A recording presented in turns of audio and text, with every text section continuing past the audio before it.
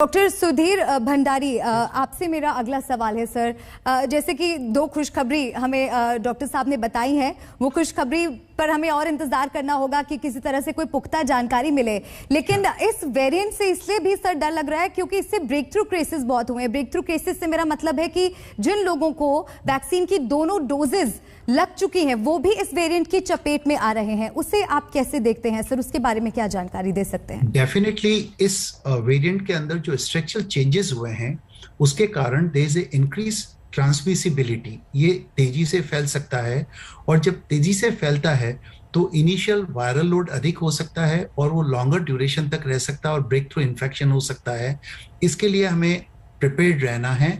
But किस हद तक ये हमारी जो एक्वायर्ड इम्यूनिटी है, चाहे हमने हर्ड इम्यूनिटी एक्वायर की है थ्रू इन्फेक्शन के थ्रू की है या वैक्सीनेशन के थ्रू की है, उसको पेनिट्रेट कर पाएगा, एक मैटर ऑफ कंसर्न है।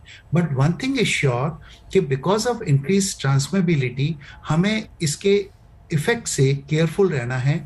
अभी तक अच्छी बात यह है कि इसके माइल्ड टू मॉडरेट सिम्टम ही पाए गए हैं।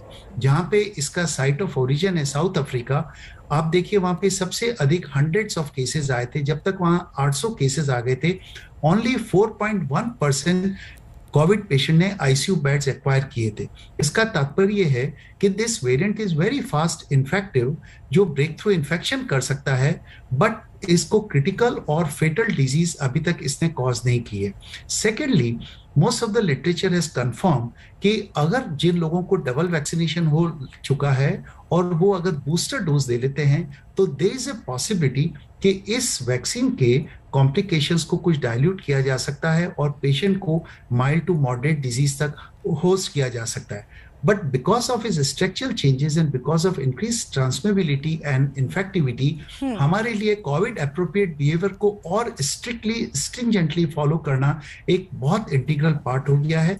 अतः इसको रोकने के लिए I think appropriate COVID behaviour with masking और social distancing and booster dose, जिसका कि अभी मंथन चल रहा है, और अगर वो अप्रूव हो जाती है जैसा कि 35 कंट्रीज में शुरू हो गई है, प्रोबेबली हम इसके स्प्रेड और साइड इफेक्ट को काफी बचा पाएंगे। हमारे यहाँ पे अभी 9 पेशेंट्स हमारे जयपुर में एडमिटेड है। मैं आपको बताना चाहूंगा वो सारे 9 पेशेंट्स बहुत ही माइल्डली सिम्टोमेटिक है। They are taking standard protocol of treatment और सारे पेशेंट एब्सोल्युटली माइल्ड है, मिनिमल सिग्निफिकेंट चेंजेस भी उनमें नहीं है and they are in recovering mode. Second अच्छी बात यह है कि जो कोविड अप्रोप्रिएट ट्रीटमेंट अभी अवेलेबल है वो भी ओमिक्रॉन के अगेंस्ट इफेक्टिव है। सो इन केस अगर पेशेंट इन्फेक्ट भी होते हैं तो we can therapeutically manage them well.